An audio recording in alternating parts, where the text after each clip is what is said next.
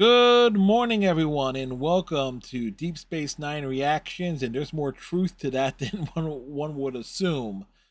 I am Fred. If you're new to the channel, welcome. If you're a returning viewer, welcome back. And this week we are covering the third episode of season 2 of Star Trek Deep Space Nine, titled "The Siege." Now, for those who are new here, let me explain how I do things. One, the video the episode I watch in full from start to finish, at least until the end credits roll. Two, the episode is displayed but obscured and blurred and muted, at least in the recording of this of this podcast length video, with the text obscuring it. You know, we got to get around the DMCA issue somehow so I can do this series. So, um, that's kind of par for the course here. Gotta keep those corporate suits at Paramount happy, especially since their new ownership is some of the most corrupt and sinister right wing jackoffs on the planet. uh, anyway, anyway. So the best part about this is that you can sync up your own copy of this particular episode, Deep Space Nine, as soon as I begin watching the episode in question. And this way you can follow along and you will know exactly what I'm referring to. And plus, I like to show off my Trek knowledge, trivia, or any observations and things that I know, especially if I'm reconnecting dots from and things that I realized, the stuff that are introduced so far very early in Deep Space Nine's run, that I know comes back around full circle towards the end of the series. So don't worry. So if you're wondering, like a spoiler, if you're thinking I'm a first time reactor, no, I'm not. Oh, I got Deep Space Nine action figures upstairs. What can I say? Anyway,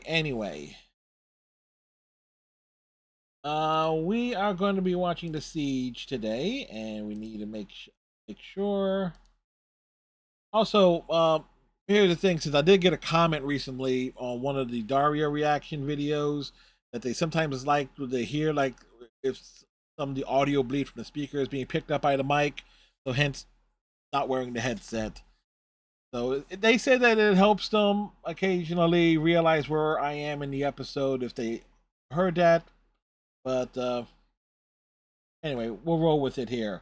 Plus, it's gonna allow me to at least lean back and sit more comfortably. Because anyway, to The Siege. Last time on Deep Space Nine, actually 2 episodes ago, something was drawn on the door of Sisko's quarters. And I guess the Circle is a faction that believes in Bajor for Bajoran. Kira went off to rescue Lee Nolitz from Cardassia 4.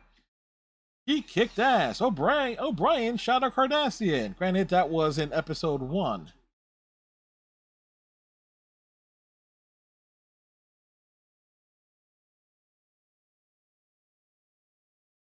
Actually, a lot of this recap is from episode 1.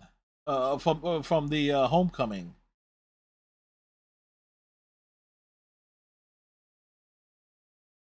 I did start The Siege. Like, are they doing a full recap of everything from part 1 and part 2? No, okay, they are showing stuff from part 2 because the Quark and Odo scene where Quark tells Odo about everything that was going on and Sisko going to the military base is being shown. And also the big reveal of Minister Gyro Rogue was it being revealed as the head of the Circle, and the rescue of Kira is all shown there. This is one hell of a long recap. It's like it's they're making damn sure everybody knows what the hell was going on. Again, it's the first three. This is the first 3-part story, true 3-part story in Star Trek's history. Which is like, yes, there are episodes of the Next Generation that, yeah, if you connect the dots, they all link together, but they never did more than like a 2-parter. Starfleet feels that the Federation is here at the invitation of the Bajorans, and if the Bajorans don't want them there anymore, that the Federation that Starfleet has to leave. And what's great about this opening shot is that there are a lot of the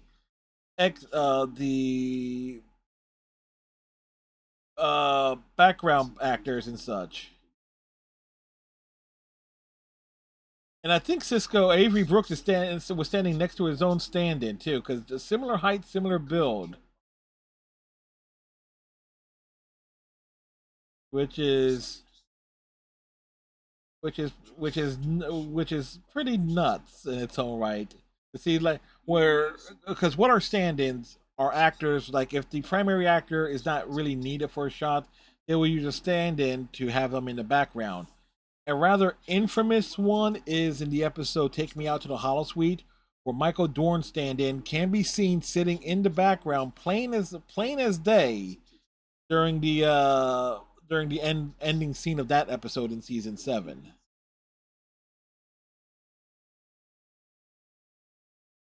So, but it's rather nice. Plus, a lot of these actors too that are seen in this opening scene are sometimes will be put into makeup, and they will be filling in as different aliens and stuff, either as Bajorans or other miscellaneous aliens that you would see in different shots throughout the course of DS9's run. But what's now Sisko's speech here, letting them know that hey, they're going to be staying. Anybody who wants to evacuate is dismissed. Nothing you will not be looked down upon. But you know what that means, especially in the military setting. Yeah, guess what? Everyone's staying. Everyone's staying who is in uniform. Families, children, all have to be evacuated. There's a lot to get done because they're expecting because there's an assault force heading straight to the station.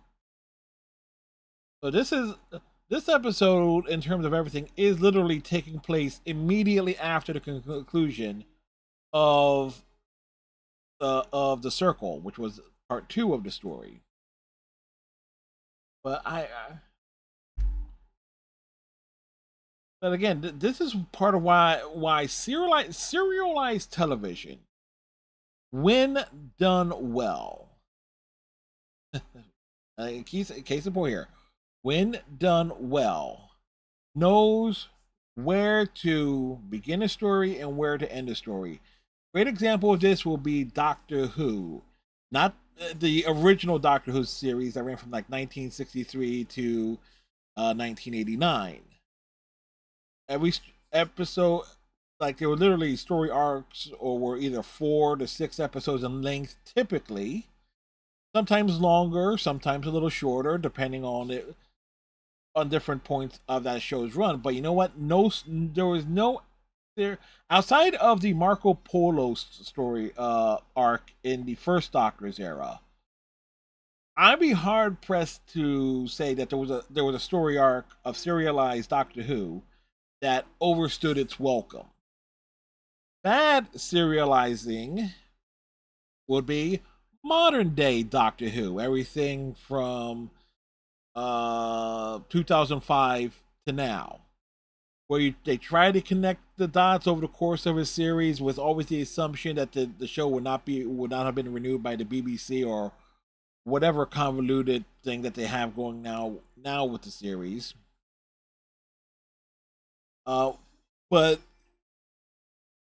it tries to link different things together, but none of it makes sense, and and sometimes the story would be overextended. So yes, I am a Whovian to some extent, and everybody's clearing out. Plenty of luggage. Rosalind Chow's in this episode as Keiko. This for another scene where we can joke about O'Brien staying and fighting or doing something dangerous while to get away from his wife and kids. There's only 3 runabouts available to evacuate the Federation personnel. A lot of people will be left behind because there's only 3 runabouts to evacuate the station, and Quark looking to auction off the seats because he is that devious. He's looking for an opportunity, but this is not like a good thing for Quark here. Hey, Morn is in the background. You know what we do? We always take a shot for Morn.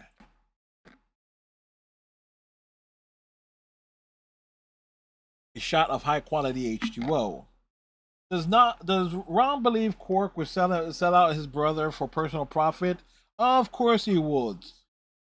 Frankie rule of acquisition. It was like what was it? There was something along the lines of families like good customers exploit them or something to that extent.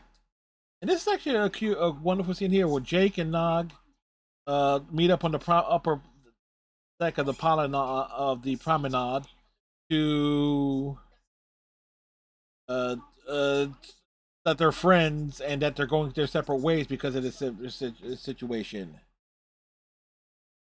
One runabout is going to one colony, and another runabout is going to another because, well, Federation families and such. And Jake is mad because he just found a new home. He has a new friend. And considering where Jake was at the beginning of the series, not wanting to be on the station, it's a small scene, but it's a wonderful scene that allows Sarah Lofton and Aaron Eisenberg to shine, especially with the line was like where Nog asks, was there anyone of your kind, anyone of my kind who were better friends? It's like the answer was like no, it's not. And it's like they have like the nice hug there, going their separate ways. Yes, we know Deep Space Nine runs for 7 years and everyone gets back together and stuff, but it's a wonderful little scene that kind of shows how people are affected.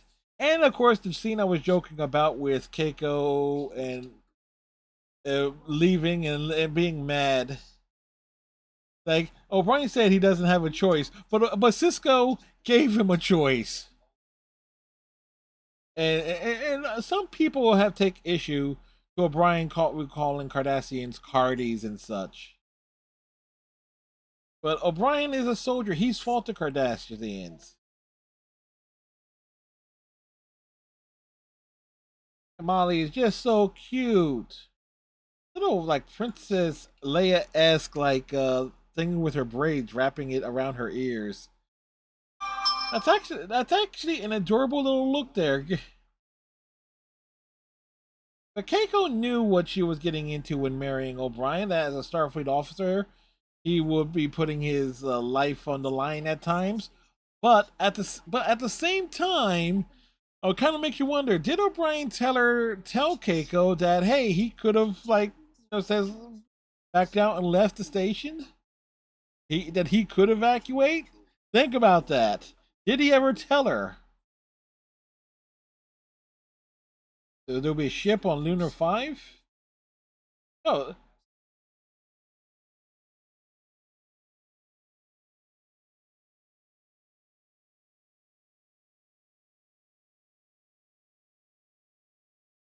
One way or another, Kira's going to go to a moon, Luna 5. But he's sending Dax with Kira, which is great, using off of one of her previous host experiences, using like and the first introduction of Tobin Dax. Tobin is not the same Tobin who wrote the Spirit Guide. That's a different Tobin. Apparently, he had no sex life, but he was a good engineer. And of course, Odo Grad finds out what Quark is up to. That he was in brokering seats on the evacuation episodes. Where did you get more seats, Quark?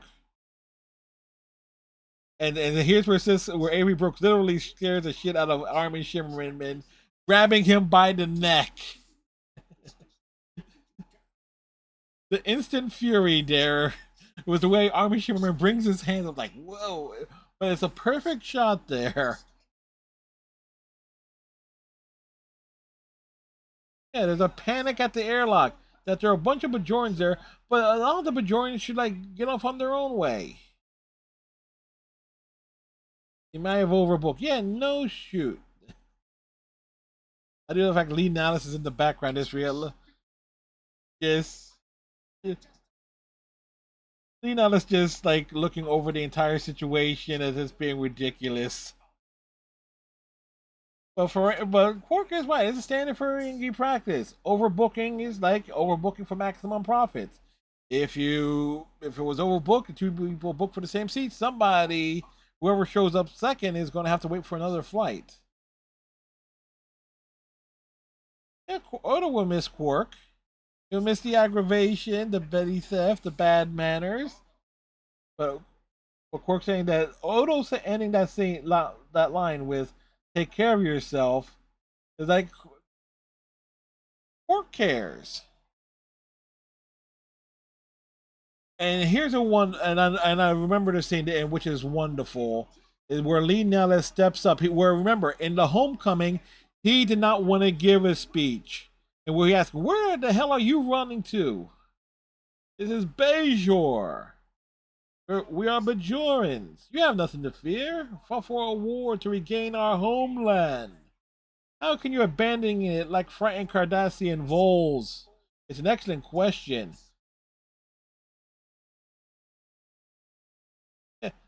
And the way that he steps up, and again, we see it towards the back end of the second half of part 2 of the Circle, that episode itself, which is where he finds like, yeah, he can be the leader, he can be the person that Bajor needs to like, and it's a shame that the character gets killed off, but and Morn is leaving the CAD, but but again, it's a shame Leonidas gets killed off. He would have made a great reoccurring character. And another goodbye scene with Sisko and Jake, giving him a letter or something for him to read in case things go wrong. Like, wait until you hear things are wrong. Like he'll see you in a couple of weeks, or he'll see his corpse in a couple of weeks. But it's a But again, it's a wonderful. It's a wonderful little scene. And here comes Quark with his luggage, a suitcase full of latinum. He's got his ticket. The ship is already full. Bashir checked the list himself, and Quark's name wasn't on it. Well, you know who was on it? Rom with a Dabo girl. Rom sold his seat for personal. Rom sold Quark's seat for personal profit.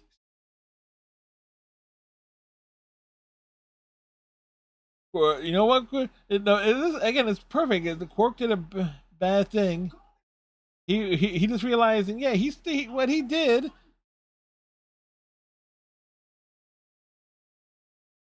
It's for the panic and everything, realizing that, yeah, personal profit got him in trouble here.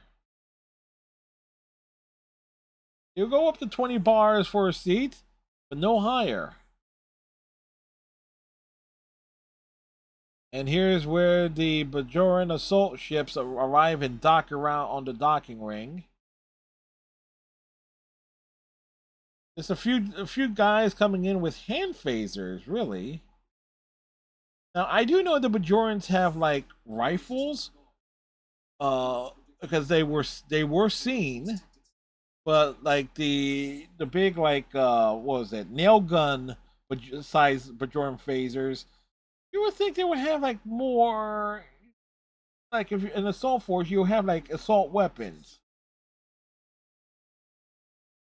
Like, where are the Bajoran officers? Where's Lee Nellis? They said that the station would never withstand a siege.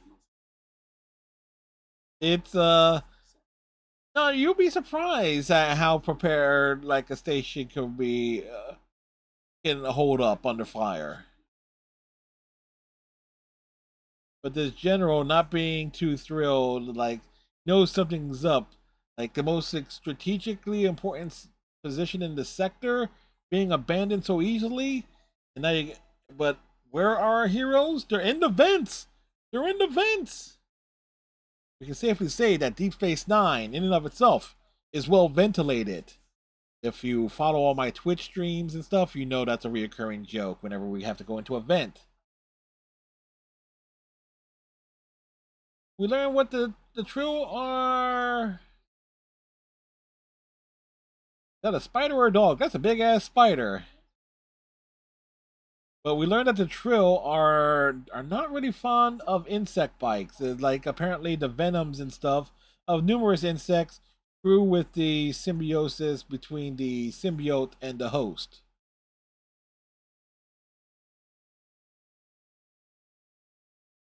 Boy, when they created a piece of junk flyer, they really created a piece of junk flyer. It doesn't really look like it will be well again for show created for television.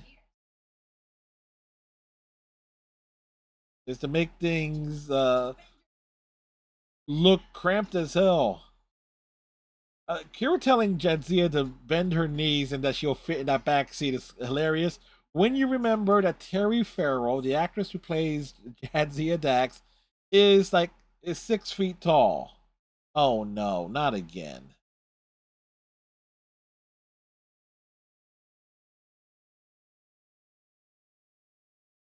Okay, the disc kind of froze there for a moment, and like digital issues.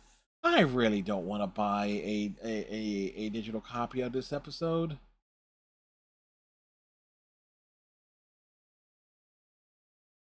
They want to inform Minister Jaro that their plan is working, that everything is going according to plan. Audio cutting out too.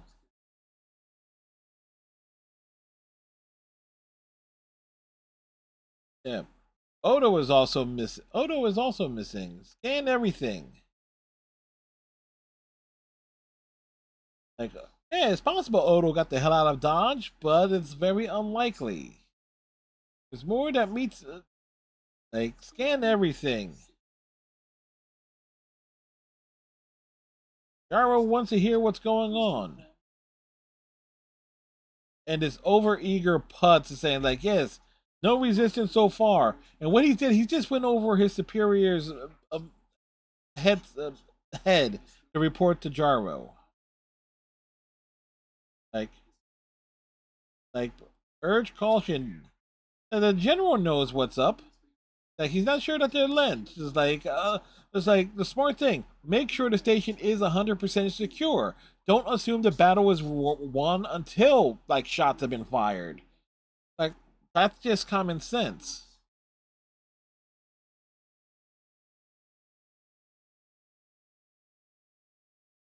Like everyone is missing. Like Jaro is at least smart enough to realize that something is wrong. Yes, yes. Keep Lee Nollis alive. Otherwise, if he dies, he'll be a martyr to the Bajoran people. And here's this bitch, aka Vedic Win in the background there. Again, evil and evil. I said it last week. The Jaro Win connection is very similar in the Win Dukat connection in season 7. Like it's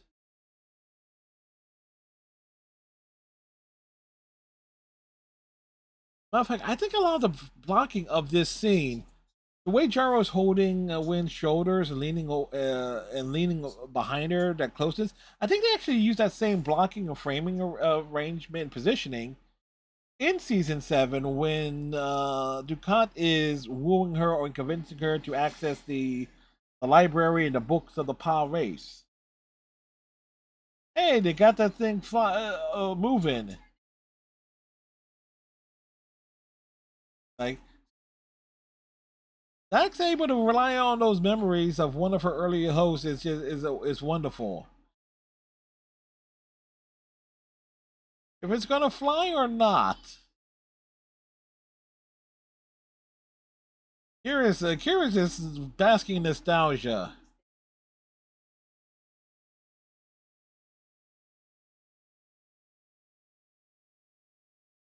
Yeah, it's the things on this ship that's been sitting on this moon for like over a decade working. That's a good question. Like,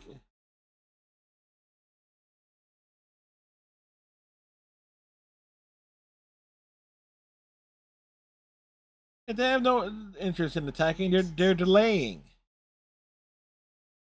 The, the general understands, and there's great symbolism there that Cisco's baseball was left on the desk.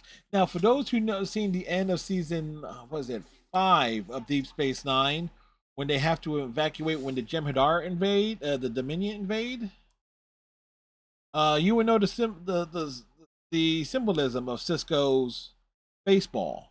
It's a sign. Oh, great! In this episode, and they kicked out and back to the main menu. Ah, yeah, yeah, yeah, yeah, yeah, yeah. All right.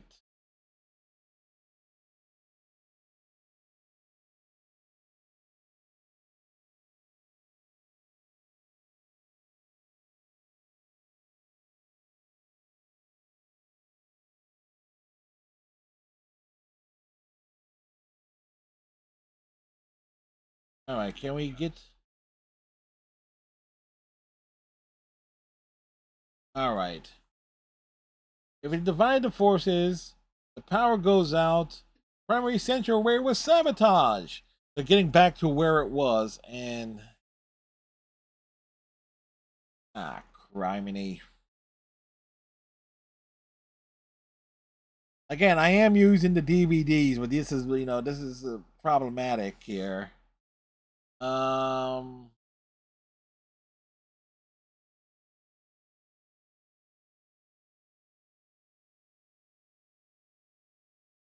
let's try this again. Chapter log.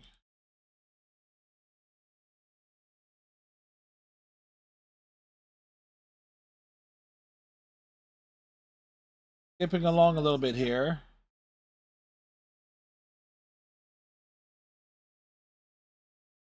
And military rations. This is, yeah, it's not happening. Okay, so once again, we have to do.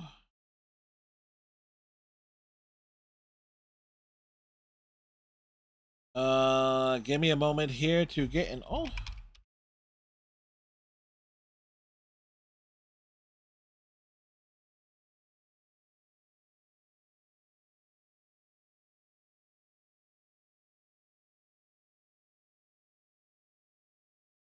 alrighty.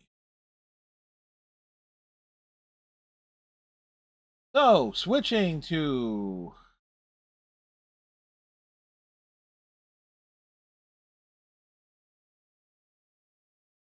here, and we'll get back to the right spot.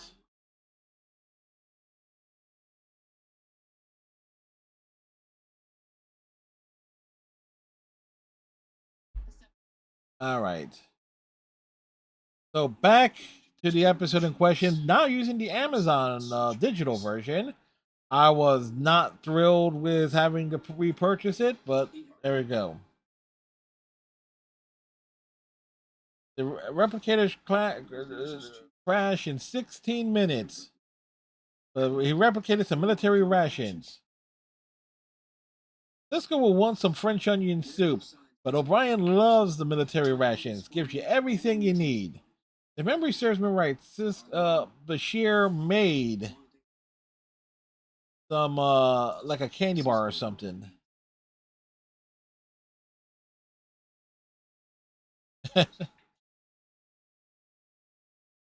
Like nobody is a fan of those foods. Yes, the nutritional value of combat rations is most important. That was right. Bashir did create a candy bar. Quark doesn't think it's funny, but you know what? It's Quark's own fault that he's stuck on the station. But like all the important characters are there.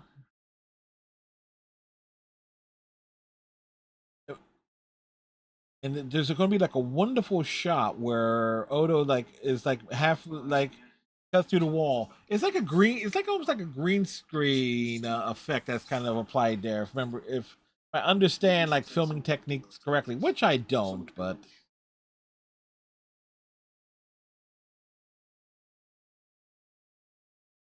like what they're using. Bashir is moving to Cargo Bay 6, and Bashir is the one leading an ambush, which is absolutely nuts. That yes, Bashir is a Starfleet officer, but he is the one who is leading like an ambush. Like, makes me wonder how well did Bashir do, like in terms of like security and combat training while at Starfleet Academy and Starfleet Medical, and he gets the drop on him, and like everybody was hiding in barrels, in the vents, in the crates. Like they got the drop on him. Like Bashir was able to capture 5 people without firing a shot. Meanwhile, the Bajoran flyer with Kira and Dax is heading to Bajor.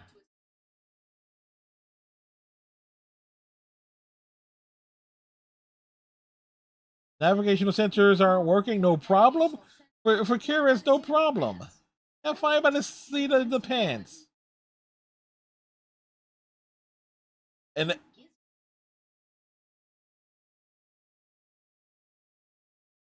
and the banter between Kira and Jadzia is wonderful. I mean, it's so silly and playful that that that that it does not exist. I said it before, and I'll say it again.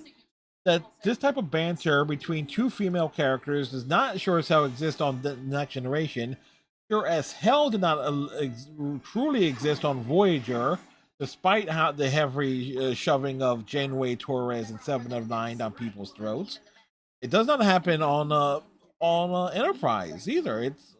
This is like Kira and Jadzia really come across more as friends with how they can like snip back and forth, especially in a situation like that where Kira can poke a little fun at Jadzia. Like, could you imagine? Like, the only thing that comes close would be shoot. I can't think of anything that really comes close in any of the other major Trek series that matches like the banter that Kira and Dax has as two female characters. And the little phaser fight. O'Brien and Neil Nathan are trapped in Odo's office. Like an excellent use of the promenade set, where again, how big was that set, and how everything was positioned where they could actually use that shot where Odo and Lee Dallas are in O'Brien are in Odo's office, and then you can have the reverse angle looking up at the upper deck of the promenade where folks are firing down on their position. I mean, and again, the advantage of there being like stairs and different angles on the set to work off of. Hey, it's Reggie from the Division 2.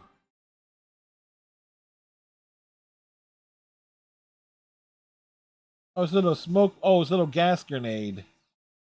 And I say, Reggie, if you ever seen me play the Division 2, you know, Iceman uses this little rolling like combat drone that goes out. It's nicknamed Reggie. Or was that there to give him cover to get out of there? Oh, that's clever. Use a little smoke grenade that allows for O'Brien and Lee Nathan to escape.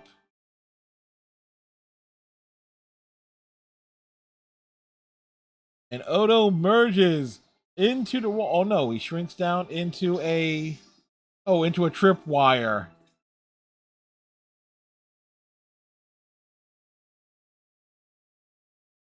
Meanwhile, on Bajor, a little dogfight action. Like little suborbital thrusters. Like 2-on-1 is even as far as Kira is concerned. Yeah, the guy. Yeah. um, uh, There's a way to aim. You- it's, Yeah, you aim with your eye. Aim with your eyes, not your pants. That's just a wonderful bit there. It's like yeah, the ship like if this flyer was like not used for like 10 years, left sitting there collecting dust. So the fact anything works on it is a miracle. But it does have like two phaser banks on it that can be fired individually. Oh, now where did the other one go? Oh, it's right behind them. The losing power. Is there any fire gear? It's like it's a little fire extinguisher that yeah, there's not gonna be much in it. Inject the tank. Oh, yeah, right here. Right here is a nice good spot for them to land. Uh, in case of an emergency, please be sure to stick your head between the legs. Like, come on, if anybody can do that, nobody will leave the house. We all know the joke.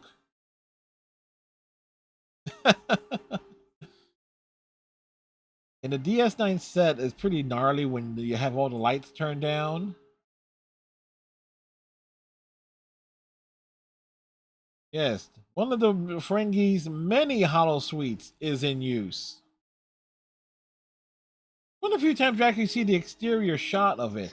We do see the interior shot of the hollow suites a lot over the course of the series, but the exterior of the doors. But these guys falling for a trap of being trapped in a hollow suite is these dumbasses. You are trapped like rats. Listen very carefully. The Cardassians are supplying weapons. No Bajoran will accept help from the Bajorans, but Jaro doesn't know. And this guy's head is so far up his ass, he's tasting what he had for lunch.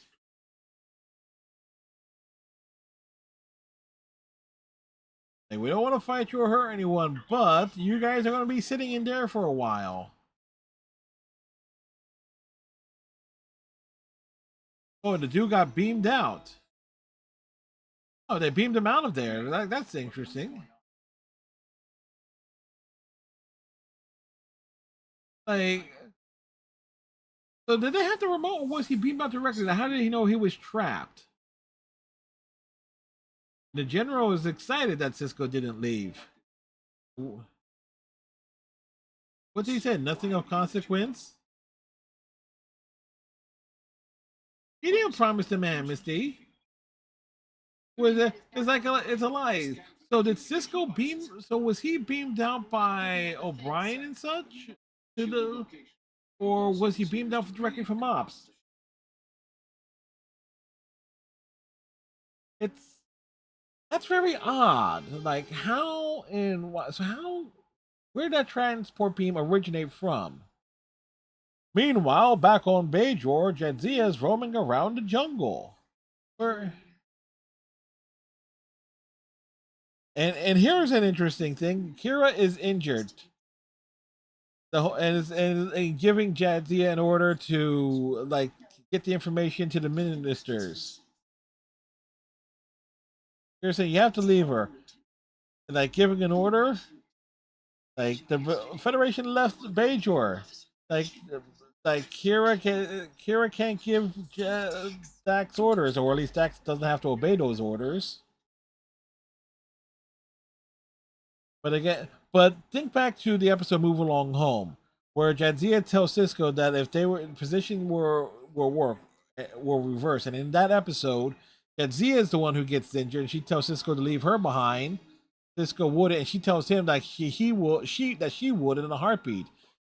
Now here, Kira tells Dax to leave, and Jadzia refuses. So interesting reversal there, or at least a mindset for Dax.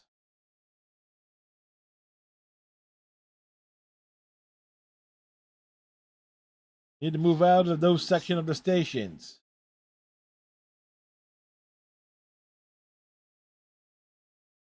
They're fighting for a lost cause, but they still have an ace in the hole. Lee Nellis is the ace in the hole. Like, worst case scenario, they will rely on Lee Nellis.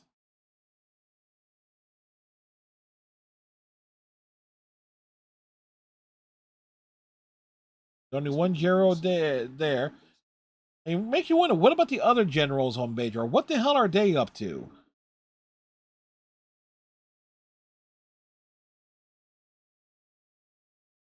Well, you can still do more.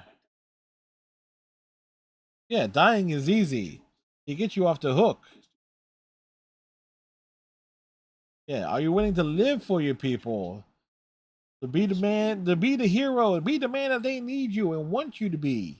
That's the big question for Lee Nellis, which is, again, interesting when we see him literally growing into that role. Reluctantly, but he is growing into it. Oh boy, Kira's shoulder is all banged up there. And Jadzia just literally dragged Jadzia dragged Kira uh Vedic Morale's like a temple order, or like Dax filled him in. And the teased romance that he saw in his vision, and Kira saw in her vision, but she didn't tell him about. He's been out there for 6 hours.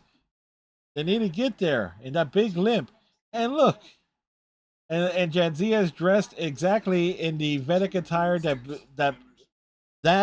Kira saw in her vision, complete with the nose prosthetic, which is the only time we would officially see Terry Farrell with that prosthetic on her nose. Because remember, she was supposed to have like the original prosthetic that was seen in she was supposed to have the prosthetics that was seen in the episode the was it called The Host on TNG, but then they swapped the makeup with another episode, and I forget from which species it was. Now, Bashir knows that Quark is just carrying latinum in his suitcase. Oh, and like never make fun of a Ferengi's mother. It is a rule of acquisition number 31. It's like, you talk about a Ferengi's mother, you're going to have to be prepared to fight, man. And just remember, Ferengi are a lot stronger than they genuinely appear. 21.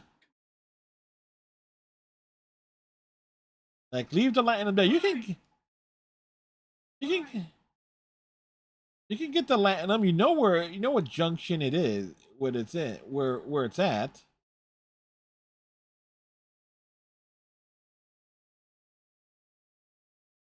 But you know what? Quark is going to keep carrying his luggage. He's going to keep dragging his latinum. Nothing's more precious to him at the moment. Airlock 14 is under attack.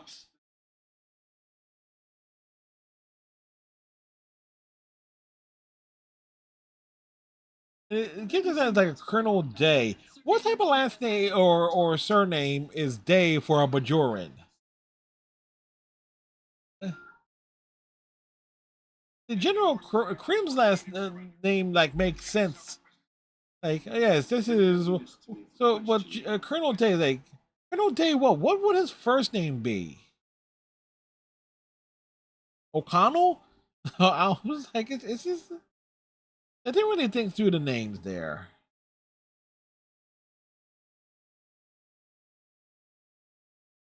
Oh, and they made it all the way up to Sisko's office, because there is a maintenance shaft that leads directly to Sisko's office. And how do I know this?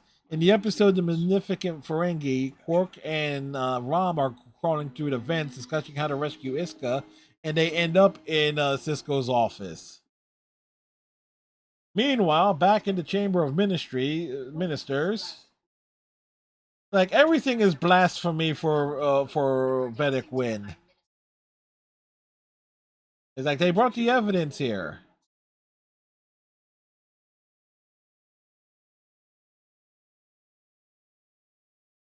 Like he like Jaro destroys like Kira's resistance and like all the stuff she said about the provisional government back at her is rather nuts.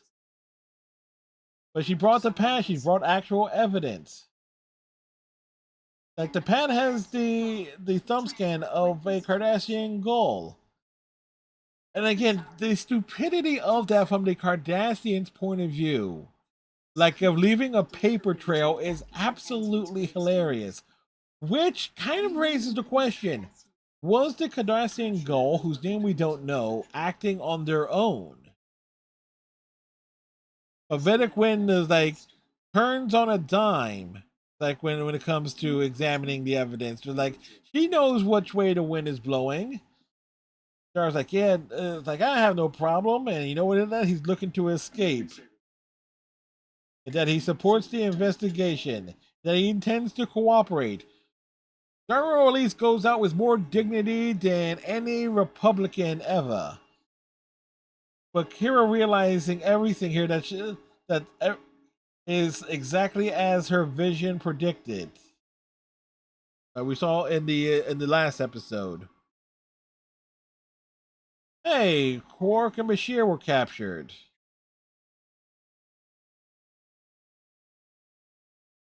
Oh, he held information.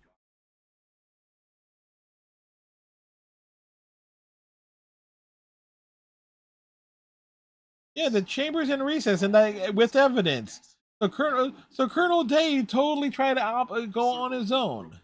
The circle is broken.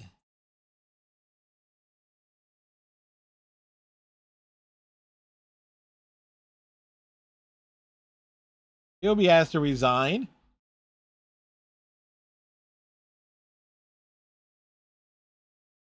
That the provisional government, like the general here, is at least you know what, being amicable about this. That if you return command of the station over to Starfleet, General Krim at least is goes down like he has dignity. And then there's this schmuck pulls his phaser to fire at Cisco, but Lee Nellis dives in. Kate takes that at point blank range. And again, a phaser on stun at point blank range can end a life. So Lee Nellis is off the hook after all. It's like he knows it.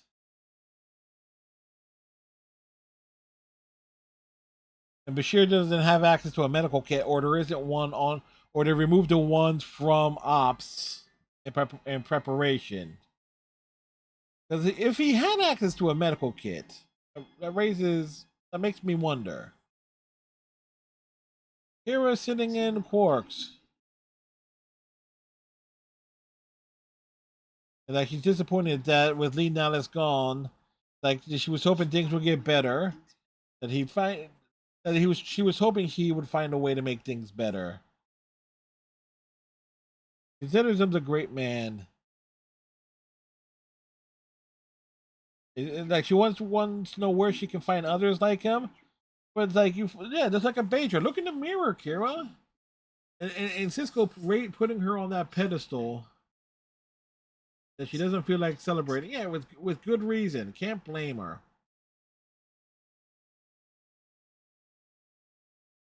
O'Brien does have a different point of view. That he has a different point of view now about Lee Nallis. That he like listening to how Kira views him and how he was when he spoke with him, talked with him, and such. That like he doesn't see the connection there. Lee Nallis was the hero of the Bajoran resistance. He rallied the his acts of courage, whether it be silly and nearly comical in terms of how he took down a big league Cardassian, versus like but he still like he was a fighter. He was fighting in the Bajarian. He was fighting in the resistance. He was captured, serving in a labor camp. Like Leonidas, did his duty, but all the families are returning. O'Brien looking to meet his wife at the airlock as Jake and Sis and his father and son are reunited, and all the people, like all the station Bajorians returning. It's like it's a wonderful closing scene as a way to get things like folks of things, people, life returning to normal. So unfortunately, this was a second instance where the DVD malfunctions. Where I had to quite literally it's like get a digital copy on the fly. I really hope that's not going to be the case every single time. But we make do. We make do as best we can, don't you know? Anyway, as a closing episode, because you got to remember, as with a 3-part story, uh, the episode is spread out to where you have like everything with the build up in the opening episode of the season, The Homecoming. The Circle lays out all the meats and potatoes. Major plot revelations, major details are revealed. Is like, and it's like it's building towards the climax, and the siege is essentially the climax of it. If one was to like edit all 3 episodes together, you could essentially get like a full on movie out of it. Much similar to The Emissary or in Way of the Warrior, which were both like feature length esque episodes at the beginning of season 1 and season 4, respectively. So, but this also begins. This is also like a trend with Deep Space Nine, where instead of ending with a cliffhanger, the opening of a season ends up being a multi-part story. Remember, season 3 opens up with the 2-parter, The Search. Season 4 is The Way of the Warriors. Season 5, I forget, but season 6 is essentially the fight and return to Deep Space Nine. Season 7 opens up with like the aftermath of Jadzia's death, the introduction of Ezri Dax and Sisko basically having to get his head straight and unlock the wormhole and liberate the wormhole, the Bajoran prophets. So again, it's rather unique to Deep Space Nine in that way, with having multi-part stories opening a season as opposed to carrying over from one to the other. Again, I know season 5 ends with a cliffhanger, but that kind of is what it is. It's like it builds into like the folks excited for season 6, but we're a long ways away from that. Anything else? Again, I know I said it early on where and I kept saying it.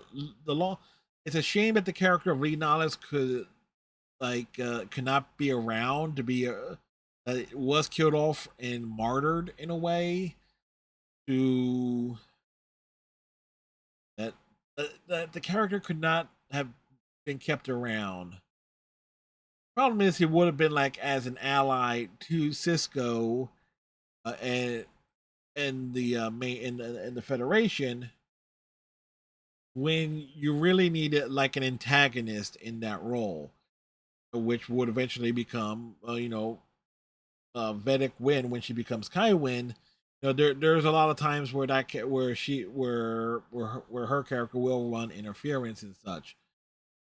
I believe also, now granted, there's still a lot of Bajor stuff, but this is like the peak of the. Granted, the stuff with the Vedic Assembly and the and the Kai and everything associated with the prophets, that carries forward. But in terms of like of the actual major politics and government stuff on Bajor, this is like the apex of that, where you don't really see much interaction with the heads of state, as it were. In fact, the only major official we actually see going forward, remember serve me right, would be Fennec Wynn, especially when she becomes Kai Wynn. But beyond that, you don't really see a lot of any major Bajoran military figures or other government officials over the course of the series. At least none that I can instantly recall. Beyond that, we'll wrap this up here. So I want to thank y'all very much for watching, putting up with the technical difficulties that we experienced. Next week will be episode 4, Invasive Procedures. It now beyond that, as you know, I am a Twitch streamer. Later tonight, since this is up on the YouTube channel here on October 24th, we are playing Persona 5. We with the goal tonight to try and knock out the rest of Kamoshida's Palace, and then on Saturday we will be playing Sonic Racing Crossworlds. The Persona crossover event is happening, and we're going to dedicate the stream to that, much like we did with the Hatsune Miku event a couple weeks ago. Sunday will be Persona 5, and on Monday we will be looking to finish 9 hours, 9 person, 9 doors. And if we're able to finish that on Monday's stream, we will go right into Virtue's Last Reward starting on Tuesday. If 999 carries over into Tuesday's stream, then Virtue's Last Reward will start up on Thursday, with Wednesday being for Phasmophobia as part of Halloween week. So with that said, we wrap everything up here. Tighten your friendship bracelet. Stay safe. Have a great day, and we'll see you next time, either over on my Twitch channel or next week for our next episode on the journey. Bye, folks.